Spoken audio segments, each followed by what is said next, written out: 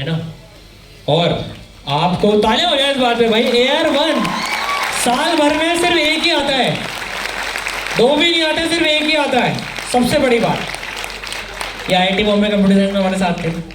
मैं इनके बारे में भाई, जब मैं इनका सीनियर हूँ 1 साल, है ना, तो पहले मैं शुरुआत एक कॉलेज के किस्से से कर दूं।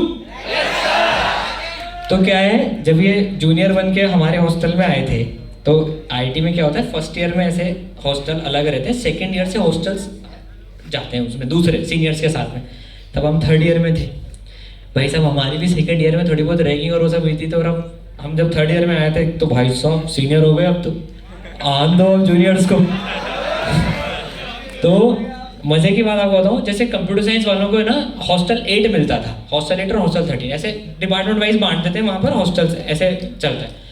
तो अचिन जो है हमारे बगल वाली विंग में, मतलब हमारी विंग और बगल वाली विंग में, हमने कहा यार चलो बच्चे आए हैं, अब इनका भी इंट्रो लिया जाए। बहुत इंट्रोडक्शन वगैरह IITs में बहुत बिल्कुल बढ़िया होता है, और उसमें मतलब बिल्कुल just to know senior juniors, और बिल्कुल कोई ऐसा नहीं होता जैसे फिल्म में दिखाते हैं, मतलब बिल्कुल। And it's so important, seniors ही सबसे ज़्यादा हेल्प करते हैं। And I also feel that वो जो पूरा एलुमनाई नेटवर्क है ना, आप जब IIT में चल जाओगे, एम्स में चल जाओगे, मैं आपको एक चीज़ बहुत बड़ी बात बताता हूँ, IITs की इतनी इंपॉर्टेंस क्यों है, एम्स की इतनी इंपॉर्टेंस क्यों है, इनके एलुमनाई नेटवर्क इतने ज़्यादा हैं।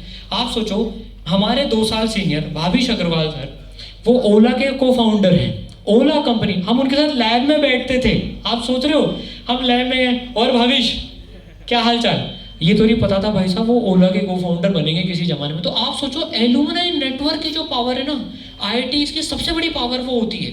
आज भी IITs अपने सारे एलुमनाइज को कनेक्टेड रखता है, हमारे सारे डिफरेंट डिपार्टमेंट्स से सबके व्हाट्सएप ग्रुप्स हैं। ये इसीलिए IITs के लिए इतनी फाइट करी जाती है। तो जब अचिन सर आए थे, हमने मत भाई कहाँ से आए तू एकदम, तो अचिन सर जो है देखो शाय नेचर के थोड़े से थे, तब भी शाय नेचर के और अभी भी, और लेकिन यार AR1 भाई 1 होते। अब हमने भाई कहाँ से हो, क्या हो, ऐसा भाई साहब हमको बाद में पता पड़ा भाई ये AR1 है। देखा यार भाई, इतना हम्बलनेस, इतनी हम्बलनेस। मैं आपको सबसे बड़ी बात बताता हूँ, जनरली जैसे पोर्ट्रे करा जाता है कि यार AR1 जो है इतना अकड़ होगी, इतनी जिसको कहते हैं ना, मतलब भाई यार हमारी AR1 किसी की आ जाए तो भाई साहब मतलब ऐसा मामला हो जाए अब तो एकदम। लेकिन जो हम्बलनेस होती है ना, वो सबसे बड़ा गुण होता है। जैसे आप इतनी देर से इतने हम्बली बैठे हैं, ये बताता है कि सिंसेरिटी है हम में। और यही चीज़ जो अचिन सर में मेरे को देखने को मिली थी ना, मैं सर बोल रहा हूँ, वैसे तो मैं अचिन ही बोलता हूँ। तो यार इट वॉज सो अमेजिंग कि यार जो फर्स्ट रैंकर है, तो हम्बलनेस हमें कभी नहीं छोड़नी। और यार आप इतनी बड़ी बात सोचो, ये लंदन में अभी काम कर रहे हैं, पहले न्यूयॉर्क में थे। 82,000, ये विश्व का शायद 3रे नंबर की टॉप 3 में आती है। ये टॉप 3 की इन्वेस्टमेंट बैंकिंग की कंपनी है ये, 82,000 लोग हैं उसमें, और उसके Achin Bansal sir executive director हैं। भाई साहब एग्जीक्यूटिव डायरेक्टर की बात, मतलब इनके अंडर में एक टीम लंदन में काम करती है, एक न्यूयॉर्क में काम करती है, और बॉम्बे में एक टीम काम करती है। वो आज आपके सामने इतने हम्बली यहाँ पर खड़े हुए हैं, ये हमारे लिए बहुत बड़ी गर्व की बात है, बहुत कुछ सीखने की बात है कि इतना सब कुछ होने के बाद भी ये अपने बारे में कुछ ज़्यादा बोस्ट बताते ही नहीं है। मैंने कोई बोल रहा था आप बताना अपने बारे में बताना, अपने बारे में बताना, लेकिन आप देखो इन्होंने आपके बारे में पूछा कहाँ से हो, आपने देखा ऑब्जर्व करा, इन्होंने पूछा कहाँ से हो। ये एक बात होती है। और बॉम्बे कंप्यूटर साइंस से करने के बाद में बहुत ही मार्वलस इनकी जर्नी रही है। And executive director of such a big company is a very big thing. तो यार आज आप लोगों के जो क्वेश्चंस हैं, तो पहले मैं अचिन सर से रिक्वेस्ट करूँगा कि कुछ बातें वो बोलें, और इनसे आंसर मत मंगाना, ये बहुत मल्टीपल चॉइस आंसर देते हैं, आप ही बोलना सिर्फ। हाँ, इनको मौका दे दे तो 100 ऑप्शन का क्वेश्चन बना देंगे ये। तो ये जो है ना। और उसके बाद में अपन बहुत सारे क्वेश्चन सर से पूछने वाले हैं। यार देखो यार, बहुत कम ऐसे मौका मिलता है कि अब आज ईसर ने, यार मैंने देखो एक बार बोला है इनसे कि यार आप आओ, हम ऐसा सेमिनार कर रहे हैं, और एक बार में अचिन सर ने हाँ भर दी। बहुत बड़ी बात है, इनको तालियां बजाइए जी। इतनी कम छुट्टियां मिलती हैं, इंडिया ट्रिप के उसमें भी पूरे 2 दिन ये आप बच्चों के लिए निकाल के आए बच्चों, है ना? तो सर कुछ बोलें और फिर क्वेश्चन आंसर जो आपके क्वेश्चंस हैं वो आपकी तरफ से मैं पूछ लूंगा, ठीक है? चलो ठीक है। तो मैं ये सोच रहा था कि मैंने एक्चुअली अभी सर आंसर से पूछा कि आजकल कितने बच्चे जेई मेंस का एग्ज़ाम लेते हैं। उन्होंने बोला आजकल 10 लाख स्टूडेंट्स अपीयर होते हैं जेई मेंस के लिए। सही है? सही? ज़्यादा, और भी ज़्यादा, 12 लाख। अरे अब बस ये तो बढ़ता ही जाएगा। तो 12 लाख स्टूडेंट्स अपीयर होते हैं। अगर हम, तो हमारा कंपटीशन कितने लोगों के साथ है? 15 लाख लोगों के साथ। पर अपना कंपटीशन एक्चुअली खुद के साथ होता है, क्योंकि अगर 12 लाख, क्या तुम 2 साल मेहनत करके तैयारी करके गारंटी कर सकते हो कि तुम्हारी तैयारी 12 लाख लोगों से बेस्ट है? पर तुम 2 साल के बाद ये बोल सकते हो कि मैंने अपनी बेस्ट तैयारी कर ली है। इस एटीट्यूड के साथ एग्जाम देने जाओगे तो फोड़ के ही आओगे।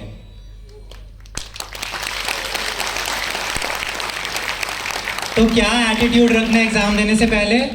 कि मैंने अपनी बेस्ट तैयारी कर ली है। कैसे करोगे अपनी बेस्ट तैयारी? अपने आप को रोज इंप्रूव करके। अपने आप को रोज इंप्रूव कैसे करोगे? आसपास जहां से भी इंस्पिरेशन मिले उसको दोनों कानों से सुनना है और इम्प्लीमेंट करना है। और आसपास अगर कोई तुम्हें डिमोटिवेट करे या बोले तुम नहीं कर पाओगे, एक कान से सुनना है, दूसरे से निकाल देना। तो क्या क्या चीजें तुम इम्प्रूव कर सकते हो? मैं कुछ किस्से सुनाता हूँ। एक किस्सा ये है कि मैंने किसी को देखा कि जब प्रैक्टिस प्रॉब्लम्स मिलती हैं रोज सॉल्व करने के लिए, तो बच्चे क्या कर रहे थे कि नोट्स बना रहे थे A4 शीट पे और उस प्रॉब्लम के साथ अटैच कर दे रहे थे। ये कितनी अच्छी आदत है कि तुम रिवीजन करोगे, तुम्हारे पास प्रॉब्लम और सॉल्यूशन दोनों है। तो ये जो अच्छी किसी से इंस्पिरेशन मिले उसको सुनना है और इम्प्लीमेंट करना है ताकि तुम इम्प्रूव कर सको। और अगर कोई डिमोटिवेट करे, यार इसके तो इतने नंबर आ गए, मेरे क्यों नहीं आ रहे, और कोई डिमोटिवेट, तेरे को तो समझ ही नहीं आ रहा है, उसको दिल पे नहीं लेना है, उसको निकाल देना है। Selective listening. तो this is very very important कि तुम खुद को इम्प्रूव करो हर रोज। और कैसे इम्प्रूव करना है उसके एक्सपर्ट्स यहाँ पे बैठे हैं तुम्हारे पास, तो तुम्हें मोटिवेशन दे देंगे।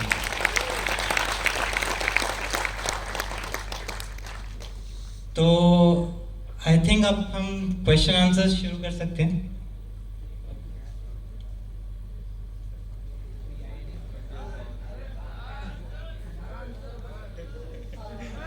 वी रिक्वेस्ट सारांश सर कि हमारे सारे बच्चों ने जो इतने सारे सवाल भेजे थे, सर आपके लिए बहुत सारे बच्चों ने प्यार और सवाल भेजे हैं। आप प्लीज कुछ सवालों के जवाब, और थैंक यू सर। तालियां बजा दो एक बार फिर। भाई तालियां बनती रहनी चाहिए। एक पहले क्वेश्चन आंसर राउंड चालू करने से पहले आपको एक बहुत इंटरेस्टिंग चीज बताता हूँ सर। ऑनेस्टली आंसर करने देखो सारे, है ना, क्वेश्चंस। आपने 2 साल कोचिंग करी है ना, बहुत इंपॉर्टेंट है।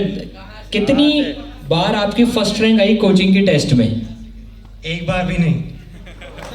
कोचिंग के टेस्ट में एक बार भी फर्स्ट रैंक नहीं आई, मतलब इनकी पूरे 2 साल की तैयारी में आपकी सिर्फ एक बार ही फर्स्ट रैंक आई, और वो था जेईई एडवांस का एग्जाम। अलग ही लेवल है भाई। एक बार भी फर्स्ट रैंक नहीं आई कोचिंग में। और देखो हम लोगों के टाइम पर कोटा में एक ही कोचिंग चलती थी, बंसल क्लासेस। बंसल सर जब पढ़ाते थे तो इन्होंने वहीं से करी थी, हमने वहीं से करी थी। तो जब आपकी AR1 आई है ना, तो आपको प्रिपरेशन के टाइम पर ऐसे इस तरह से तैयारी करी थी कि नहीं यार मेरे को तो AR1 ही लेके आनी है? नहीं, मुझे तो लगता था यार टेस्ट में ही फर्स्ट रैंक नहीं आती, AR1 तो कहाँ से आएगी। तो जब टेस्ट में 1 नहीं आ रही है तो भाई कहाँ से वहां पर 1 आएगी? तो भाई कुछ भी हो सकता है, तैयार रहना। यहाँ से भी किसी की 1 आ जाए तो बोल देना, फिर वापस 2 साल बाद 3 साल बाद आपको भी कभी मौका मिले यहाँ पर। आपके जब 1 आई तो पेरेंट्स का क्या रिएक्शन था? जब रिजल्ट देखा तो मम्मा के तो आंसू ही निकल गए, क्योंकि वो बोलते हैं ना खुशी के आंसू, और अपनी खुशी रोक ही नहीं पाए, उनके तो आंसू निकल गए। आई थिंक पापा तो शॉक में होंगे, क्योंकि उनको ऐसा लगता था कि मैं तो पढ़ता ही नहीं हूँ। जब वो डॉक्टर हैं तो वो जब सुबह निकल रहे होते थे हॉस्पिटल के लिए, तब मैं नाश्ता कर रहा था उनके साथ। जब वो दोपहर में लंच करने आते थे तो मैं लंच कर रहा हूँ, और जब वो रात को आते तो मैं डिनर करके सो जाता था। तो उन्होंने मुझे पढ़ते हुए देखा ही नहीं, तो वो तो पक्का शॉक में थे। और जब मैंने अपना रिजल्ट देखा तो मैं खुद भी शॉक में था। तो मैं अपना जो वेबसाइट है वो बार बार रिफ्रेश कर रहा था कि अभी लोड नहीं हुई है, शायद वो एक के आगे और भी नंबर आने वाले हैं। तो पापा ने बोला कि अपनी बहन को भी अपना रजिस्ट्रेशन नंबर दे के चेक करवा कि ये 1 ही है ना।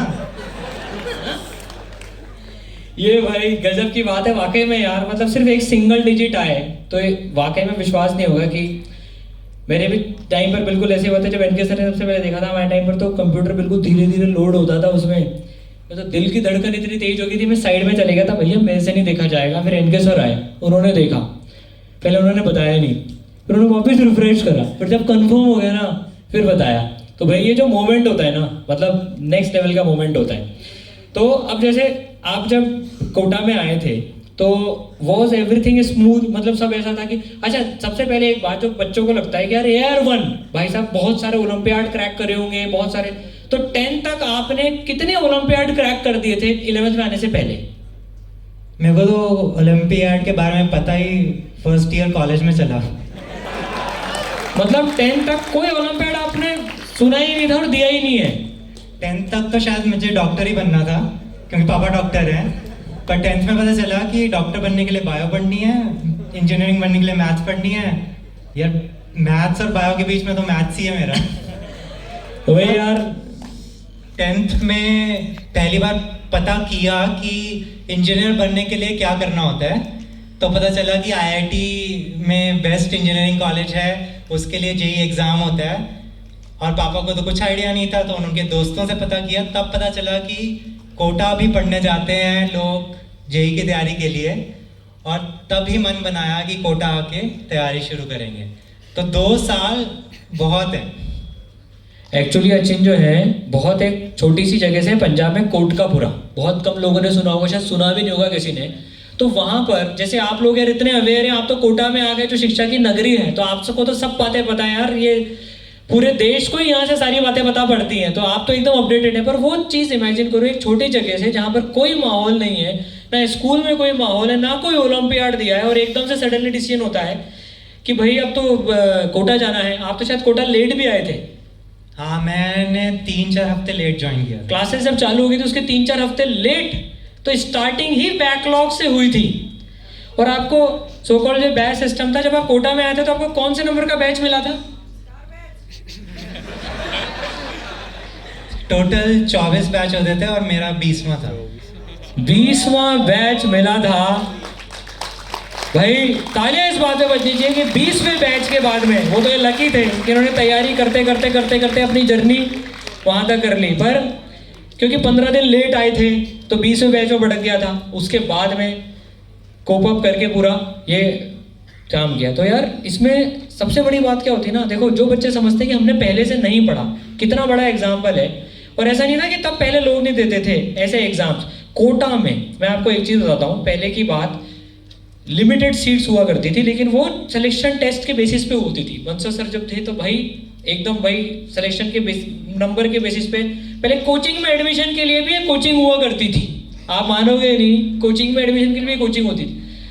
उसमें ऐसे ऐसे धुरंधर आते थे ना। मेरे को मेरा पहला दिन याद है, जब मैं भी पहली बार 11th में गया था, तो भाई क्लास में सो कॉल्ड उस बैच में मैं और अर्पित सर दोनों, अर्पित सर को आप जानते ही हैं, साथ में जो थे, हम दोनों जब गए थे इनके साथ में, मतलब डेफिनेटली सबके साथ सेम होता है, क्लास में गए NTSC रैंक 1, आप विश्वास नहीं करोगे, NTSC not selected, NTSC rank 1 बैठा है। मैं आपको क्यों बता रहा हूँ, बताऊंगा आपको। NTSC रैंक 2 बैठी है, 5 बैठा है, 10 बैठा है। आप सोच कर देखो, इंफीरियरिटी कॉम्प्लेक्स जिस लेवल का आता है ना यार, कुछ नहीं करा भाई साहब, ये ऐसे ऐसे बैठे। टीचर्स भी आके बताते थे, देखो रैंक 1 पहली क्लास में, रैंक 2, रैंक 5, रैंक 10, आते ही से सबसे पहले बैंड बजा दी। भैया तुम कौन? Not selected. सोच के देखो, उस इंफीरियरिटी कॉम्प्लेक्स काफ़ी सारे लोगों में आता है यार, इसमें तो बहुत ज़्यादा इसने करा हुआ है, मैं तो इससे बहुत कम हूँ। इनके सर ने मुझे उस टाइम पर एक बात बताई, मेरे भी आ गया था मन में। मैंने बोला पापा यार मेरे को तो ये NTSC रैंक 1, 2 इनसे मैं कैसे लड़ूंगा, ये आधी सीटें तो इन्होंने पक्की कर ली, अपना तो कोई नंबर ही नहीं। उन्होंने मेरे को एक चीज़ बोली उस दिन कि यार ये बहुत बड़ी मैराथन है, 1 महीने 2 महीने से फर्क नहीं पड़ने वाला है, तुम बस खुद पे फोकस करो, इनको देखो ही मत, एक दिन देखना तुम इनको पछाड़ दोगे। और वो 3 महीने बाद ऐसी सिचुएशन थी कि 3 महीने बाद हमारी परफॉर्मेंस ज़्यादा अच्छी होने लग गई उन पर्टिकुलर बच्चों से। तो कभी भी अपने आप को कम नहीं मानना चाहिए, भले पास्ट में कुछ करा हो ना करा हो। यार वो तो NK सर थे जिन्होंने इतना मोटिवेट करके गाइड कर दिया, सारी चीज़ हो गई, जिससे पता पड़ गया कि यार इंफीरियरिटी कॉम्प्लेक्स में नहीं आना है। तो यार आपने 20वें नंबर के बैच से फिर मेहनत करी, फिर अच्छे बैच में गई, तो जर्नी हमेशा टॉप बैच में चलती रही क्या? नहीं, मैं S2 लाइक PQRS ऐसे बैच होते थे, तो सब में 6 और मेरा S2 था, और मैंने 3-4 हफ्ते लेट शुरू किया था। तो स्टार्टिंग में क्या पढ़ाते हैं, लॉग, वेक्टर, ये सब मैंने अपने आसपास के स्टूडेंट से पढ़ के शुरू किया। पर ये था कि अब बैकलॉग, मेरे लिए तो बैकलॉग मैं मानता ही नहीं था बैकलॉग है, मेरे लिए तो वो सिलेबस है, बस कम टाइम है। मतलब बैकलॉग का हवा ही नहीं लिया कभी कि ज़्यादा सिलेबस है, कम टाइम में करना है, तो ज़्यादा मेहनत करनी पड़ेगी, ज़्यादा घंटे देने पड़ेंगे। तो मैं बस लगा रहता था, पढ़ता रहता था, जब तक मेरा बैकलॉग ख़त्म नहीं हो गया। और जब पहला टेस्ट हुआ तो मेरे को फर्स्ट बैच मिल गया था। तो छलांग मारी जा सकती है, बिल्कुल मारी जा सकती है। तो एक दिन में कितने घंटे पढ़ते थे? बच्चों का क्वेश्चन रहता है कि भाई स्टार्टिंग में क्योंकि 3-4 हफ्ते का छूट गया था, सब कुछ खुद से स्क्रैच से स्टार्ट करना था, और क्वेश्चंस भी इतने हार्ड होते थे। अब जब स्कूल में जो क्वेश्चंस करते थे वो तो हो जाते थे, यहाँ पे तो मतलब हिल ही नहीं रहे हैं क्वेश्चंस, मतलब 10 में से 4-5 ही हो रहे हैं, कई बार तो 3-4 ही हो रहे हैं और बाकी नहीं हो रहे हैं। तो पूछता रहता था, जब तक समझ नहीं आ जाता पूछता ही रहता था, और मैं घंटे गिनता ही नहीं था। मुझे तो ये था कि ये इतने सारे क्वेश्चन हैं, करने ही हैं, और जब तक सारे नहीं हो जाएं तब तक छोड़ना ही नहीं है। तो कई बार तो मैं पढ़ते पढ़ते ही सो जाता था, फिर अगले दिन उठ के कर रहा हूँ। पर जी जान लगा ली थी पहले 2-3 हफ्ते में ही। उसके बाद टेस्ट था और रिजल्ट आपके सामने ही है। क्या बात है। सबसे बड़ी बात जो है ना, डेली का काम डेली निपटा लो, काम खत्म। पर अब जो बैकलॉग हो गया तो उसको भी निपटाना है। तो तीनों सब्जेक्ट एक दिन में पढ़ते थे कि ऐसे एक सब्जेक्ट 2 सब्जेक्ट खुद का जब होमवर्क वगैरह करना होता था? तो हमारे टाइम पे एक दिन एक सब्जेक्ट की क्लास होती थी, दूसरे दिन दो सब्जेक्ट्स की क्लास होती थी। तो मेरे को ये था कि जितना काम मिला है, प्रैक्टिस प्रॉब्लम्स मिली हैं, शीट्स हैं, जो भी है वो क्लास से पहले निपटाना है। उससे एक्चुअली मैं एक दिन पहले ही निपटा लेता था ताकि एक और अटेम्प्ट मार सकें जो नहीं हुए क्लास से पहले। और क्लास में एम होता था कि जो नहीं हुए वो उसका सल्यूशन और उसका जो भी थॉट प्रोसेस है वो समझ में आ जाना चाहिए। कि एक क्वेश्चन एक बार नहीं हुआ तो चलेगा, दूसरी बार नहीं हुआ तो फिर तुमने कुछ कमी छोड़ दी है, दूसरी बार तो एक क्वेश्चन होना ही चाहिए। हेलो, तो यार ये कितनी बढ़िया बात है। एक बार जो नहीं हुआ ना, टेस्ट एनालिसिस की एक बात अपनी रह गई थी। तो यार सब बच्चे टेस्ट एनालिसिस और अभी तो बहुत इंपॉर्टेंट है। जो भी आपके टेस्ट में, सर हमारे तो टेस्ट होते ही बहुत कम है, उसका भी सोल्यूशन सरप्राइज 2 में मिलने वाला है। लेकिन अब आज से एक काम सारे लोग चालू कर लो। अब एग्जाम भी आने वाले हैं, मोस्टली के 24 में आ जाएंगे, किसी के 25 में होंगे, किसी के 26 में होंगे। जो भी क्वेश्चन आपसे नहीं हो रहा है ना, टेस्ट एनालिसिस की कॉपी बना लो और उसमें लिख लो ये मेरे से नहीं हुआ। और एक कसम खानी है कि यार वो क्वेश्चन आज के बाद वापस कभी मेरे नंबर नहीं कटवाएगा। बस एक चीज, एक छोटा सा एग्जांपल देता हूँ। मैंने भी टेस्ट एनालिसिस कॉपी बनाई थी, आपने भी कुछ ऐसा फॉर्मेट रखे रखा होगा। ये सारे बच्चे जिनकी अच्छी रैंक्स आती है ना यार, ये एक इन चीज इंश्योर करते हैं। इतने बच्चों को देखा यार, ये एक गलती वापस से दोहराते हैं। एक छोटा सा टेक्निकल चीज बता देता हूँ। जैसे मेरे फर्स्ट टेस्ट में पता है क्या हुआ था, एक क्वेश्चन आया था चेंज ऑफ मैग्नीट्यूड वेक्टर में, मैंने उसको पढ़ लिया था मैग्नीट्यूड ऑफ चेंज। सर क्या बातें हो रही है, समझ रहे हो? Magnitude of change, change of magnitude. देखो मैं फिजिक्स पढ़ाने लग जाऊंगा फिर यार अभी यार। अब वो चक्कर पड़ गया पढ़ने में, चेंज ऑफ मैग्नीट्यूड को मैग्नीट्यूड चेंज पढ़ लिया, 0 नंबर आ गए उस क्वेश्चन में। मैंने उस दिन ही लिख लिया। टेस्ट एनालिसिस कॉपी में मैं कैसे लिखता था खुद को एकदम ऐसे, मैंने उस अभी भी है टेस्ट एनालिसिस, मैंने उसमें लिख रखा है मैं इतना बड़ा गधा हूं कि मैंने चेंज ऑफ मैग्नीट्यूड को मैग्नीट्यूड ऑफ चेंज लिख लिया। अब देखो उसका फर्क क्या हुआ। वो टेस्ट एनालिसिस कॉपी में आज भी पढ़ा है मेरे पास में वो। अब जब भी नेक्स्ट टेस्ट आता था ना, तो मैं सारी गलतियां अपनी टेस्ट एनालिसिस की पढ़ के जाता था। अब क्या हुआ, जिंदगी में कभी भी 5 टेस्ट बाद है ना, फिर से 2 शब्द आए, चेंज और मैग्नीट्यूड। वहीं पर ही एंटी ने खड़े, ओ भाई साहब आ गया वापस से ये। अब सतर्क हो गए कि यार एक बार मैंने मार खा चुके हैं, वापस नहीं खानी है। तो यार एक चीज इंश्योर कर लो, बहुत बड़ी टिप मिली है, एक गलती वापस नहीं करनी होगी। डन है मामला? डन? चलो, तो डिमोटिवेशन हुआ था कभी आपको? सबसे बड़ा डिमोटिवेशन तो यही था कि 3-4 हफ्ते लेट शुरू किया है। और जब कोटा आते हैं तो क्या 15-16 साल के आते हैं, और पहली बार ही घर से निकलते हैं। खाना भी घर जैसा तो नहीं मिलता, लोग भी नहीं होते हैं। तो मैं पहले आया तो ये तो था ही कि मेरी 3 हफ्ते की क्लासेस मिस हो गई हैं। तो क्लास ज़्यादा था, तो लोगों ने तो पहले से पढ़ा होता था और मुझे कुछ समझ नहीं आ रहा है क्लास में, तो वो भी समझना है। खाना भी अच्छा नहीं मिल रहा है। तो एक दिन मैं खड़ा हुआ था, सुबह उठा, खड़ा हुआ और इतना वीक हो गया था कि खड़ा ही नहीं हुआ जा रहा और बेड पे गिर गया। और जो पीजी वाली आंटी थी उन्होंने घर पे फ़ोन किया कि आपका बेटा थोड़ा वीक हो गया है। तो ये सुन के मेरे दादाजी आ गए, मतलब नेक्स्ट डे मेरे दादाजी आ गए और बोले क्या प्रॉब्लम्स आ रही हैं। तो मैंने कहा खाना नहीं अच्छा लग रहा, मेरे से नहीं खाया जा रहा। तो उनका जोश इतना था, वो इतने खुश मिजाज आदमी थे कि उन्होंने बोला कि चल मैं तेरे साथ खाना खाता हूँ। और वो भी वही खाना खा रहे हैं मेरे साथ। तो वो इतने बड़े होके मेरे साथ वही खाना खा रहे हैं, मुझे वो खाना अच्छा लगने लग गया। और उन्होंने जो मोटिवेशन दी, उन्होंने जो मुझे बोला कि तुम कर सकते हो, और मतलब जो हौसला दिया, उसके बाद मेरा हौसला इतना बड़ा, इतना मोटिवेशन आया कि मैं कर सकता हूँ। और मैंने बस सब छोड़ छाड़ के अपने गोल पे फोकस करना शुरू कर दिया कि मुझे फर्स्ट टेस्ट में अपना बेस्ट देना है। मैंने कोई नहीं सोचा कि क्या रैंक आएगी क्या नहीं, पर अपना बेस्ट देना है ये सोच के तैयारी करने लगा। और विथ हिज कॉन्फिडेंस इन मी, कि बाकी लोगों का मुझ में कॉन्फिडेंस देख के मुझे खुद में कॉन्फिडेंस आया। और फर्स्ट टेस्ट के लिए जो भी मुझे जहाँ से भी मदद मिल सकती थी वो मैंने ली। ये एक बहुत बड़ी बात है कि आपको ये नहीं सोचना कि मेरा कॉम्पिटिटर है, मैं इससे पूछ लूँगा या फिर मुझे इससे आगे निकलना है। तुम्हें ये सोचना है कि ये भी मेरे साथ तैयारी कर रहा है। जितना हम एक दूसरे से सीख सकते हैं उतना सीखते हैं, एक दूसरे को सिखाते हैं, उससे खुद भी सीखेंगे और साथ में आगे बढ़ते हैं। और इसके कारण हम दोनों का फर्स्ट बैच हो गया था पहले टेस्ट के बाद ही। तो यार बहुत बड़ी बात है। तो भाई बहुत सारी चीजें सीख ली है ना।